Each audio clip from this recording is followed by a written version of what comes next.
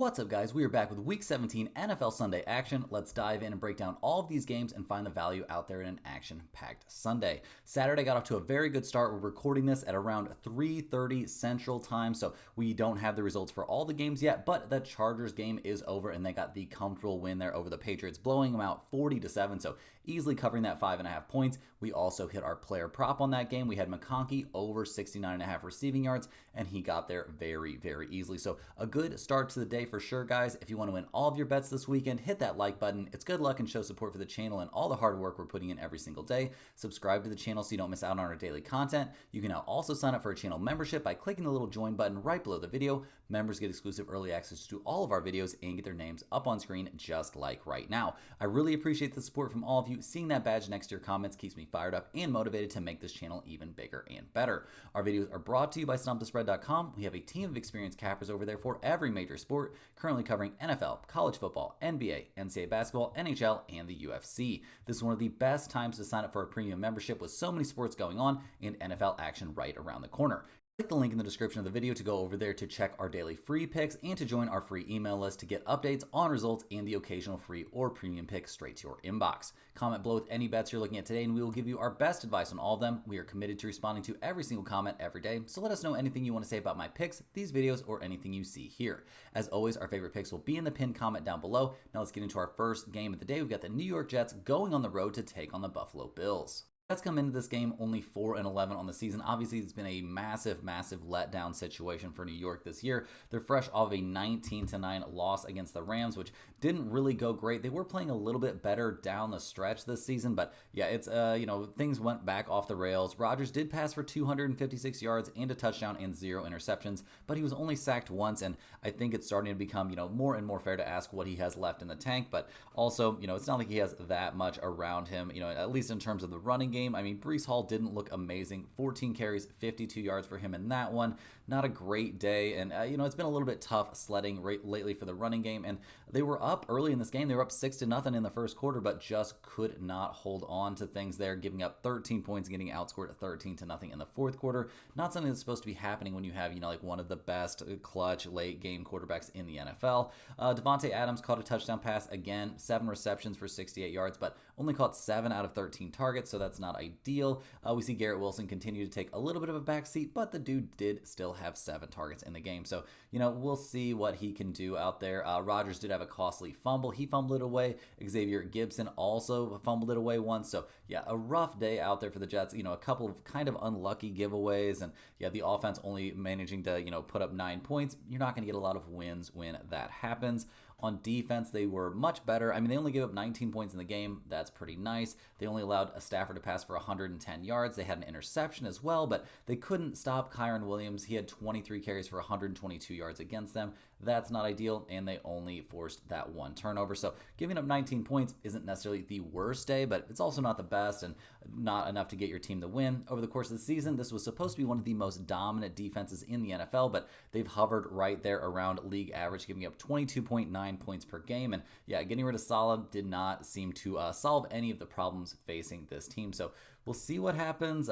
Didn't look amazing there, which, a departure. They did have a nice win there against the Jaguars. They played a very close game against the Dolphins. Like, there have been some positives for this team, don't get me wrong, but maybe, I would say those positives have been few and far between over the course of the entire season. In terms of their injury report here, guys, we see Devontae Adams is questionable for this game. I think he's definitely trending towards playing. He did practice there on Friday, and it's just a hip, so I think we're very likely to see Devontae Adams out there.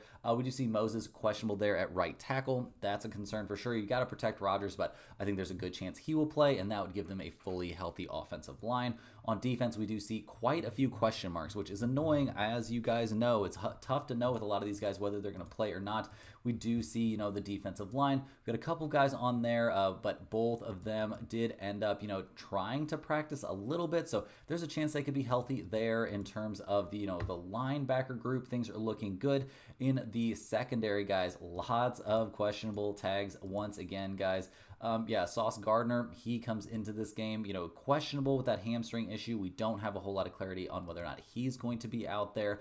Tony Adams, he's got that ankle thing. He's still questionable. We don't know for sure on him. So a lot of, question marks still for this defense. So something to be aware of. Obviously, I do expect the majority of these guys to play.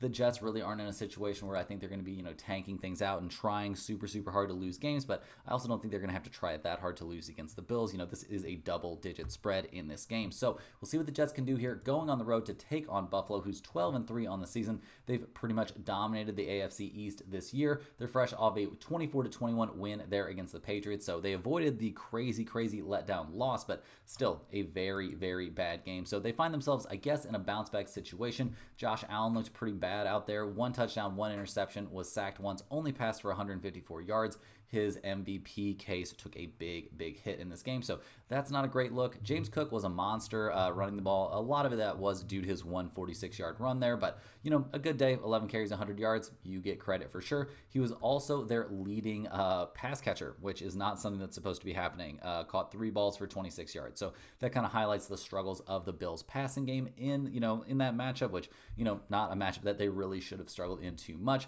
On defense, giving up 21 points to the Patriots.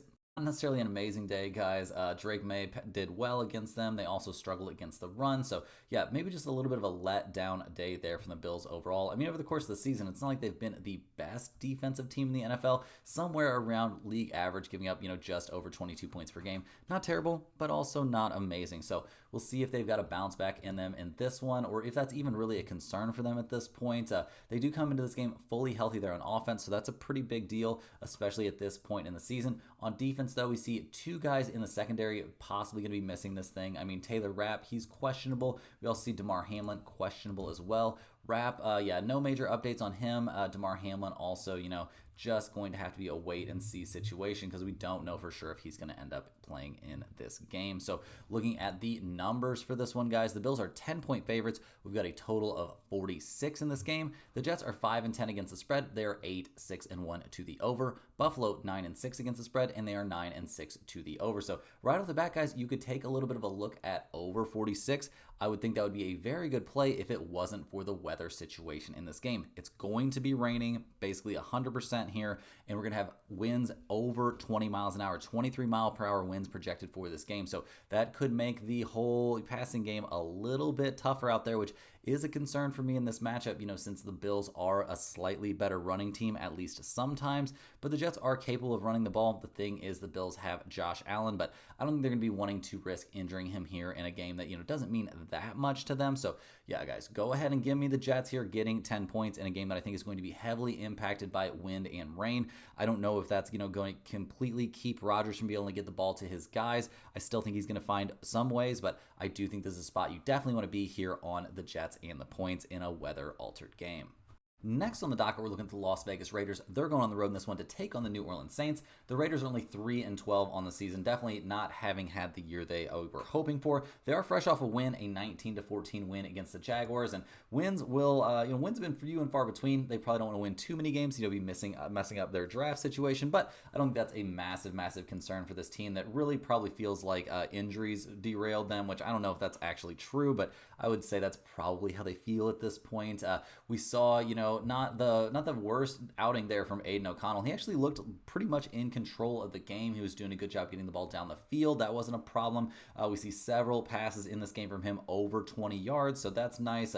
Brock Bowers had a massive game, caught 11 out of 13 targets there for 99 yards. So good stuff in the passing game. O'Connell only sacked twice. They turned the ball over 0 times as a team, so good stuff there from the Raiders on offense. They didn't do too much running the ball, so maybe that's a little bit of a concern. Obviously, both of their touchdowns did come via the run, but this just isn't a team that, was dedicated to running the ball in that matchup. But they looked pretty good. I was definitely happy with what I saw from Aiden O'Connell in this game. So that's a step in the right direction for the Raiders, who, still have a lot to figure out in the future on offense and defense. And defensively, they were okay. Giving up only 14 points isn't bad, but it was against the Jaguars. They did slow down the run, so that's nice. They made Mac Jones maybe a little bit uncomfortable, but only 1 sack and no interceptions. They did generate a couple of turnovers, so that's something, but I'm not really, alerting the press about the Raiders holding the Jaguars to a bad day. I mean, they still are only 27th in the NFL in points allowed per game. So certainly room for concern there about the Raiders, but overall not too upset. Their injury report looks pretty okay. Obviously given they're missing dudes they, planned on having for the entire season, but that's going to happen to everybody over the course of the year. On offense, looking healthy, and on the offensive line, things are looking very, very nice. On defense as well, like obviously guys they're missing dudes, like Max Crosby's on the IR. Like they've got guys that they were, hoping to be building one of the best defenses in the NFL around, and that hasn't happened, but they do have kind of a healthy core at the moment. So we'll see what that, how much that helps them here going on the road to take on the Saints, who are 5-10 on the year, fresh off of a 34-0 shutout loss there against the Packers. Pretty tough stuff. We see the Saints, they're not going to have Carr or Kamara in this game. It seems like they're pretty much, ready to punt on this season and kind of, lick their wounds and get on to thinking about next year. In that blowout 34-0 loss, guys, they can't be too optimistic of what they saw from Spencer Rattler. He completed 15 of 30 passes for 150 yards and an interception while getting sacked 3 times. He ran the ball 5 times for 28 yards. Like, really, guys, this is just the shell of an NFL offense. Like, there's not much left out there. They weren't doing anything good in this game, and nobody had a particularly nice night out there. Rattler fumbled the ball away once. Like, just a no good bad time there for the Saints, and there's not a whole ton of reason to think that's going to change here in this matchup. They didn't do anything good on defense, obviously, and they come into this game banged up like we were talking about. Marquez Valdez-Scantling, definitely a chance that he misses this game. Like, what are they going to be bringing him back for? Kamara out, like I said. Eric McCoy out there at center, so the offensive line won't be at full strength. And we do see Nathan Shepard questionable there on the defensive line. So not going to be the full strength Saints by any stretch of the imagination. Looking at the numbers for this game, the Saints are getting 1.5 points. We've got a total of 38. The Raiders are 6-8-1 against the spread. They're 8-7 to the over. New Orleans 6-9 against the spread and 8-7 to the under. Guys, the public is on the Saints in this game for some reason. I cannot figure out why, but I like the Raiders in this spot. Effectively, the entire Saints offense is gone. Brock Bowers is a monster for the Raiders. He's going to be playing in this game, and I think Aiden O'Connell has tons to play for as he tries to make sure he has a job next season. So definitely give me the Raiders in this spot. Not too interested in the over-under, but the Raiders are definitely going in that pinned comment. Next up, guys, we got the Indianapolis Colts. They're going on the road in this one to take on the New York Giants. The Colts come into this game 7-8 on the year. They haven't had the season they imagined, but they're only, one loss back of Houston there in the standings in the AFC South. So, yeah, it's been a wild year. We do see some kind of tough news there for Indianapolis. Anthony Richardson has been ruled out for this game against the Giants. Last week against the Titans, a 38-30 win there for the Colts. We liked what we saw from Anthony Richardson a little bit. They were trying to limit how many times they let him throw the ball because that doesn't always go great, but he did a good job running it. 9 carries for 70 yards. Jonathan Taylor, man, one of the monster performances of the NFL season. He had 3 touchdowns, 29 carries, 218 yards. He had a 70-yard run in there. He was absolutely running just all over the Titans, looking like a monster out there. So I expect him to get tons of work in this game as well. And it's not like the Colts don't have a very, very seasoned backup quarterback in Joe Flacco, a guy they've had in and out of the starters role this season. So I'm not too upset with what they're looking at there in terms of the quarterback situation or the running back situation. It's not like this is a team that has a loaded group of wide receiver options, but there's some pieces out there, and I expect Flacco to find them in the spots where they need to find them. Defense was a problem last week, guys. They got up huge. They gave up 15 points in the fourth quarter, got outscored 15-0 in the fourth. Mason Rudolph got picked off 3 times, so a good job there by the Colts, defense to pick him off. They did a decent job holding guys in check there in the receiving game, but maybe not elite. Over the course of the season, the Colts defense hasn't been all that, guys. I mean, 23rd in the NFL, giving up almost 24 points per game. Not really amazing. In terms of their injury report, like we talked about, Richardson out, Joe Flacco in there under center. The offensive line looks close to fully healthy, and all the skill players, guys, are ready to go. Michael Pittman Jr. ready, Jonathan Taylor ready and waiting. So we like that. And on defense, they're almost fully healthy as well. We've got 1 linebacker questionable, but there's a chance he plays. So things looking pretty good here for the Colts as they go on the road to take on the Giants, who are straight up not having a good time. They are 2-13 on the season. They're fresh off a 34-7 loss against the Falcons and a rookie quarterback. So yeah, you don't want to be getting just destroyed there by a rookie quarterback. That's not a great look. It's hard to know what the Giants situation is going to be. Apparently Drew Lock is going to be starting for this game, but he's been having shoulder problems, and he looked pretty bad against the Falcons, getting picked off twice. Nobody looked particularly good in the running game. Malik Neighbors caught 7 out of 14 targets. That guy has to feel like he's in hell. I bet he misses college at this point, but things looking pretty bleak there for the Giants on offense. And Defense is not much better, guys. Getting blown out, giving up 34 points there. Michael Penix Jr., a good day against them. He was picked off once, so I guess that's a positive, but they couldn't stop the run. They couldn't slow down Darnell Mooney there in the passing game, and they couldn't generate any turnovers except for that one interception from a rookie quarterback. So, yeah, things not looking that good for the Giants on defense either. They are 25th in the NFL, allowing over 24 points per game. Their injury report doesn't look great. Neighbors on there. He is questionable for this game, and I don't know why they'd really be, forcing him out there. He was, in line to practice on Friday, so that's great, but what are you trying to prove? The kid's obviously a stud. Why are you having to go out there and play in these meaningless games? Not even with his a guy that's going to be his starting quarterback for much longer. If you wanted to develop chemistry or something like that, I would understand. But I think there's no point for them to rush him back out there. We also see their center is out for this game, which is going to be a big deal. No matter who's under center, I've heard that it could be Tim Boyle. I've heard it could be Tommy DeVito, and there's also right now Drew Lock is being listed as a starter. So we'll see who is actually out there, but none of those options are really any good. On defense, we do see Micah McFadden. He's going to be out there at linebacker, so they're not even going to be at full strength. And when you look at this injury report, guys, all the dudes they have on IR and out for the season and stuff like that is absolutely wild. So a very banged up Giants team is getting 7 points playing at home here. We've got a total of 40 and a half. The Colts are 9-6 against the spread this season. They're 7-1 to the over/under. The Giants 4-11 against the spread and 10-5 to the under as well. Guys, I like the Colts a lot here. The Giants are just sitting guys who are just a little banged up. They don't have a quarterback at this point. The situation is just a disaster for the Giants. The Colts will win this game with the run, whether it's Richardson or Jonathan Taylor running in. And since we know it won't be Richardson now, I actually have more faith in the passing game with Joe Flacco out there. I think he's going to go out and have a big performance here against the Giants. Give me the Colts at -7. It's one of my favorite plays of the day now that we know that Joe Flacco is going to be under center.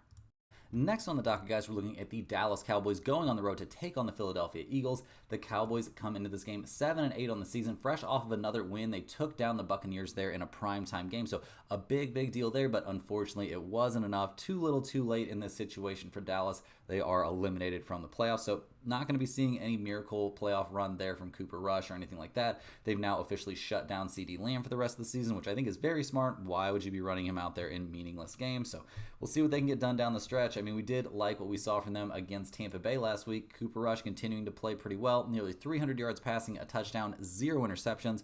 1 sack on the day, so nothing bad there. Dallas did go away from the running game, and really, I think that's because they couldn't get it going very well. I mean, Dowdle only had 23 yards on 13 carries, so that was pretty tough stuff. CeeDee Lamb had over 100 receiving yards, so missing him is going to be a big deal in this game. Definitely want to be looking at some player props for guys like Jake Ferguson or maybe Brandon Cooks. They could be, snapping up a good chunk of that target share, but we'll see what happens in that one, guys. Overall, kind of rough days now for this, Dallas Cowboys offense. Not going to have their best player, and they're still, running a backup quarterback out there, and yeah, it's getting very bleak, especially now that they're eliminated from the playoffs, and they are not really incentivized whatsoever to be winning these games. On defense, they looked pretty good against Tampa Bay. I mean, holding the Buccaneers to only 24 points, not the end of the world. Baker did have 2 touchdown passes against them, but the Cowboys came up with 4 sacks and an interception, so that's not too bad. They slowed down but did not stop the run. They did an okay job against those, very talented wide receivers there for Tampa Bay, but they got the win. So good job, Dallas. Good job there. But what are they going to be able to do coming down the stretch this season? Over the course of the year, they're 30th in the NFL, giving up 26.9 points per game. So that is far from ideal. In terms of their injury report, guys, it is littered with question marks. We're probably not going to see a full-strength offensive line. Obviously, we're not going to see CeeDee Lamb. Jalen Tolbert, questionable. Jalen Brooks, questionable. So unlikely to be a full-strength wide receiver group either. So, yeah, just a lot of problems facing the Dallas Cowboys right now. On defense, the same story, guys. The linebacker group is very banged up, and we see Donovan Wilson questionable there at safety. So, yeah, just a lot of problematic things going on for the Dallas Cowboys as they go on the road to take on the Philadelphia Eagles, who are 12-3 on the season. They're fresh off of a tough, kind of embarrassing game. They kind of blew it against the Commanders. Obviously, we did see Jalen Hurts go down in that game, so that's not ideal, and we won't be seeing him in this one. Kenny Pickett came in, did his best, 14 of 24, 1 touchdown, 1 interception, and 3 sacks, though. not really lighting the world on fire. Saquon had a massive day. No shocker there, guys. 150 yards on 29 carries and a couple of touchdowns. They're needing him really, really to just carry the load now, especially with Jalen Hurts out for, I don't know. We'll see how long it is really. But, concussions can be a little bit sketchy, guys. We'll see what they can get done, though. Loved what we saw from the Eagles the first time in this matchup. They blew out the Cowboys, but that was so early in the season. There's not a ton we can take from that. On the defensive side of the ball, guys, they could not stop Jaden Daniels, but I think you can pretty safely say Cooper Rush and Jaden Daniels don't have too much in common. Well, they generated 3 turnovers, via the fumble, 2 via the interception, so 5 total takeaways, and you still managed to lose the game. That is not a very good look. The Eagles come into this game healthy there on offense with the exception of Jalen Hurts, so that is helpful for sure. On defense, we do see Dean doubtful there at linebacker, so pretty close to full strength, though, for this team across the board. Looking at the numbers for this one, the Eagles are 7.5-point favorites. We've got a total of 38.5. Dallas 6-9 against the spread. They are 10-5 to the over. Philadelphia 9-6 against the spread and 9-6 to the under. It's kind of an interesting spot here, guys. I'm leaning towards the Eagles. I don't know if I have enough faith in them to win this game so convincingly with a backup quarterback in there. This is going to be another game that might be slightly affected by rain, but overall I think it's going to be, in the 60s there. So even 10-mile-an-hour winds and slight rain, I don't think is too huge of a problem. I'm going to be taking the Eagles here at -7.5.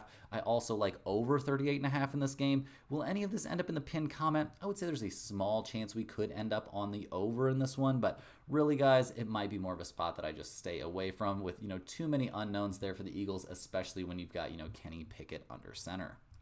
Next up, guys, we have the Carolina Panthers going on the road to take on the Tampa Bay Buccaneers in a NFC South showdown. The Panthers come into this game fresh off of a nice 36-30 overtime win there against the Cardinals. Things have really turned around for this team in the second half of the year. Obviously, it's been far too little, far too late for them to be, even sniffing the playoffs, but good things are brewing there in Carolina. Not something we thought we were going to be saying after it looked so bleak there in the early goings.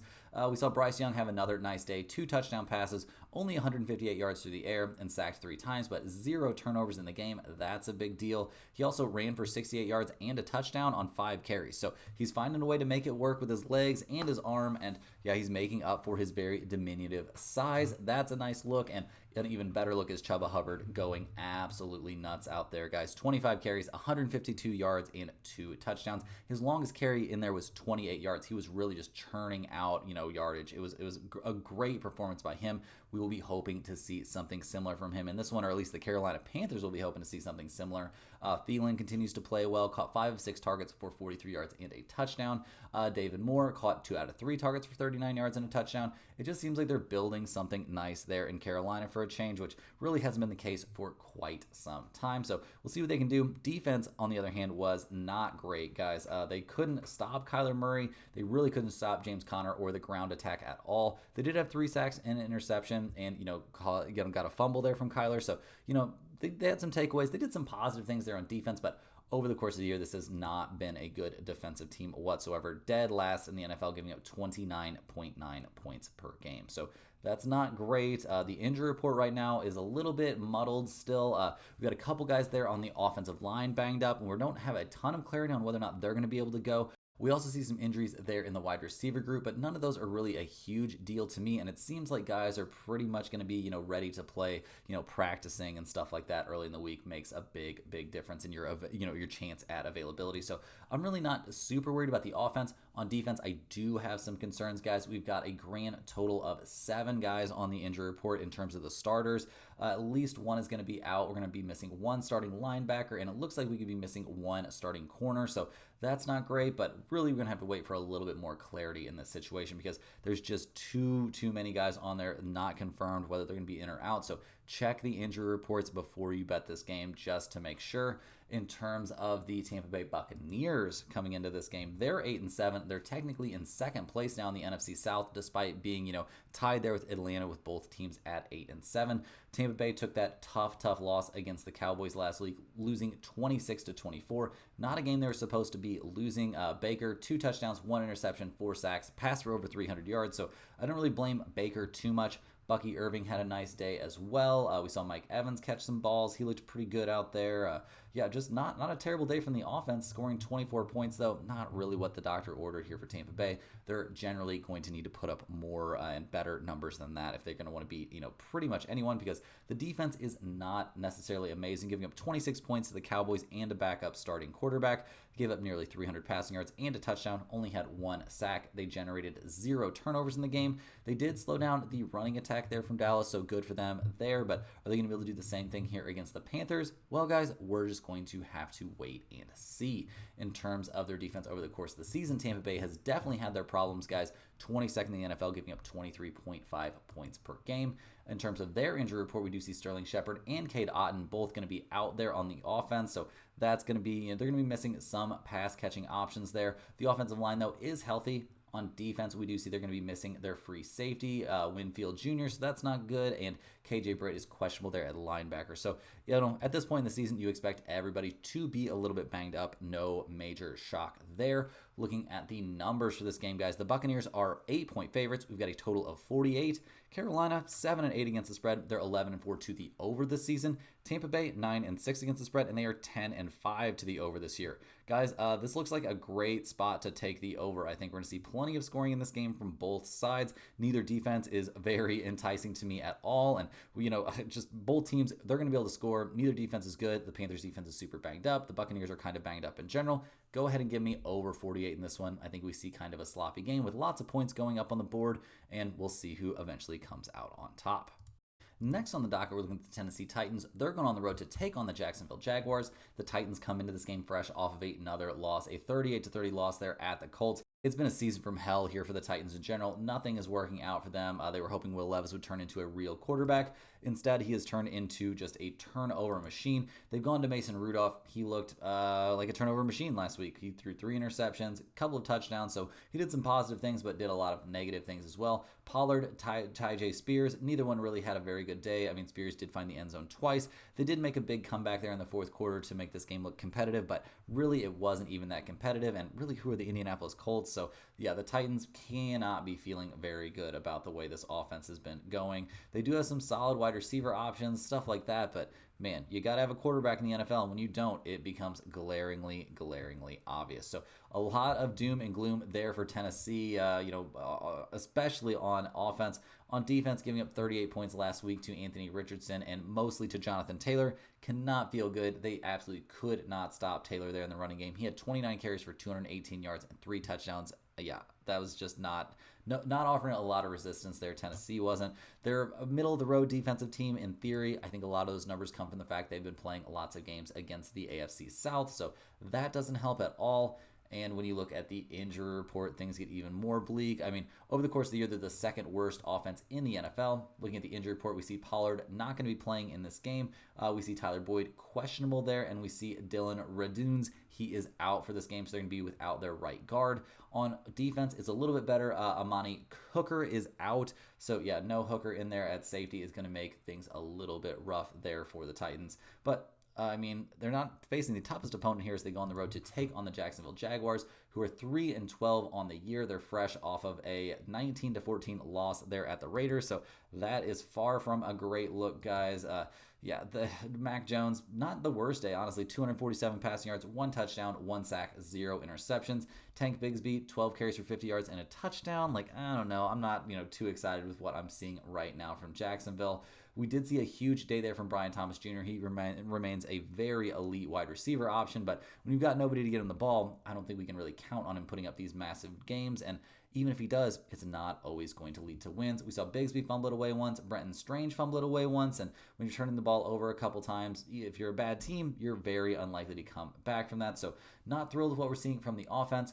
On defense, guys, giving up 19 points to the Raiders. They didn't really do a good job of slowing down Aiden O'Connell in the passing game. They did limit the damage from the running attack, but they had no answers for Brock Bowers. Really no good answers for Amir Abdullah either. So not having a very good day out there whatsoever. And Jacksonville, not a team that's been good defensively this season. 29th in the NFL, giving up 26.4 points per game. In terms of their injury report, they're going to be missing at least 1 starter there on the offensive line. Mac Jones under center, sure, we'll see how that goes. On defense, defense. Ventrell Miller is going to be out there at linebacker, but other than that, they're healthy. So I would say, a slightly healthy Jaguars team at this point in the season. And looking at the numbers, guys, Jacksonville's at home. They're basically a pick 'em game here. They're 1/2 of a point favorite. We've got a total of 39.5. Tennessee only 2-13 against the spread. They're 9-5-1 to the over. Jacksonville 7-7-1 against the spread. They're 8-7 to the over as well.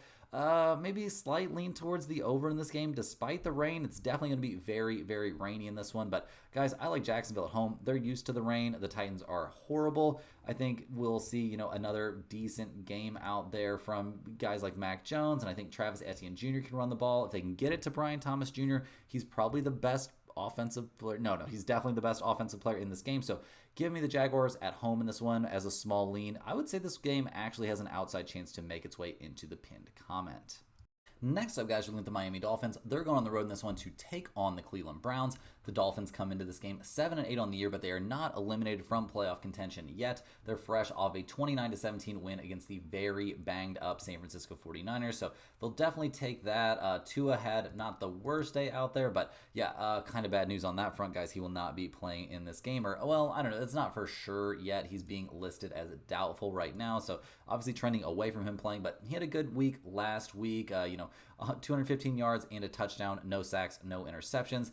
A-Chain was a monster, guys, in the running game. 17 carries, 120 yards, 1 touchdown. He had a 50-yard rush mixed in there. Mostert was also very good. 8 carries for 31 yards for him, and he had a 21-yard scamper mixed in there as well. So this is definitely, looking like one of the best skill players in the NFL right now. I mean, A-Chain also had 70 receiving yards and caught 6 out of 7 targets. So really just killing it out there. A-Chain, the main weapon of this offense. And if you'd have told me at the beginning of the year Tyreek Hill and Waddle were going to be basically useless for this team, I would have said, well, they're probably going to have a bad year. And I guess 7-8 kind of makes sense when you think about it, guys. And overall, what do we think about this offense? I mean, putting up 29 points against the 49ers, it's okay, but I don't think it's anything to alert the police about. So let's take a look at what the defense did last week. Giving up 17 points to the decimated San Francisco 49ers is fine. Obviously, the 49ers have very little going for them at this point.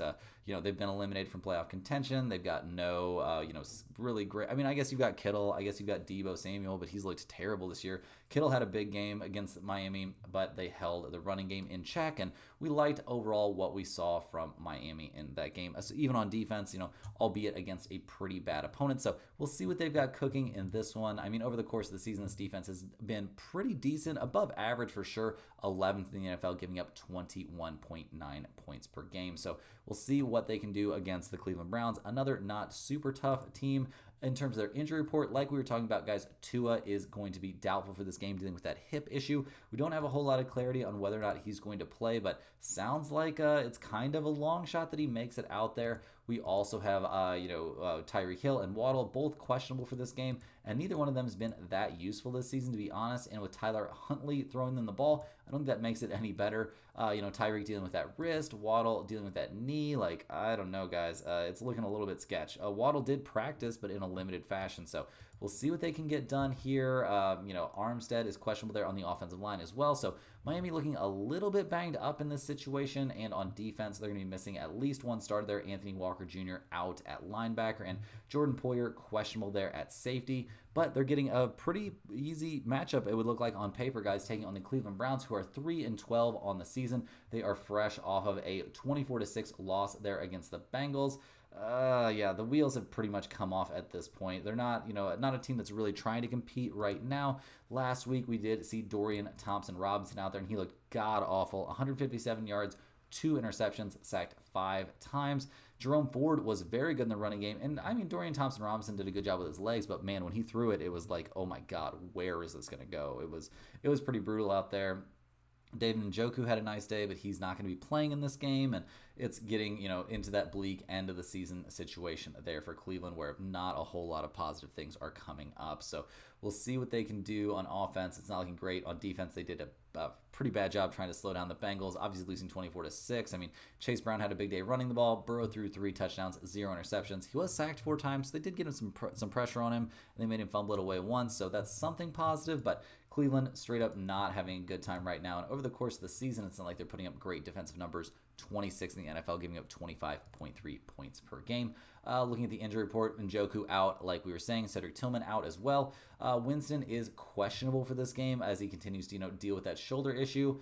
I don't know if they're going to play him either way. It seems like we're going to be very much here in for a Dorian Thompson-Robinson start. That's what I'm hearing reported, guys. If you hear anything different, please put it down in the into the comments. But it sounds like he's certainly going to be starting for this game. On defense, they are looking fully healthy. Pretty crazy to me. The guys like Myles Garrett are still playing out the end of this wasted season, but they do seem fairly locked in, at least if they're speeches in the huddle or anything to be, if you want to read anything into that kind of stuff. So looking at the numbers for this game, the Browns are 3-point underdogs, so getting 3 points at home. We've got a total of 34 in this one. Miami 6-9 against the spread. They're 8-7 to the under. Cleveland 4-11 against the spread and 9-6 to the under. Guys, we're looking at some major weather for this game. We've got rain and 20+ mile per hour winds going to be going in this one. Feels like kind of the whole time. The Browns are getting a field goal here playing at home. I think this is a spot you want to be on Cleveland. You could even maybe talk me into the under. Both teams showing trends towards the under. We've got we've got really bad weather. Neither team is going to have a starting level quarterback out there. Neither team really cares about this game. So definitely give me the Browns at +3. You could also talk me into the under in this one. I think this is going to be a mess of a game. I am not looking forward to watching hardly any of this because it's going to be pretty bad. It's going to be quite the slog out there. Give me the Browns +3. And to look at this under, I would say at least the Browns +3 has a chance to end up in the pinned comment. Next up, guys, we got one of the marquee games of the day. We've got the Green Bay Packers going on the road to take on the Minnesota Vikings. The Packers come into this game 11-4 on the season, fresh off of a 34-0 shutout win there against the Saints. So obviously not a super tough, super high effort win there. They've been playing really well. They did have that tough 34-31 loss there at the Lions, but yeah, handling the Seahawks and then handling the Saints last time out. Very good stuff, albeit not against the toughest opponents. Jordan Love didn't have to do much. 1 touchdown, 182 yards, and they got him out of the game and let Malik Willis get in there. Josh Jacobs had a big game in limited work. 13 carries, 69 yards, and a touchdown for him. It was just cruise control kind of game there for the Packers against the, not even really NFL level Saints at this point.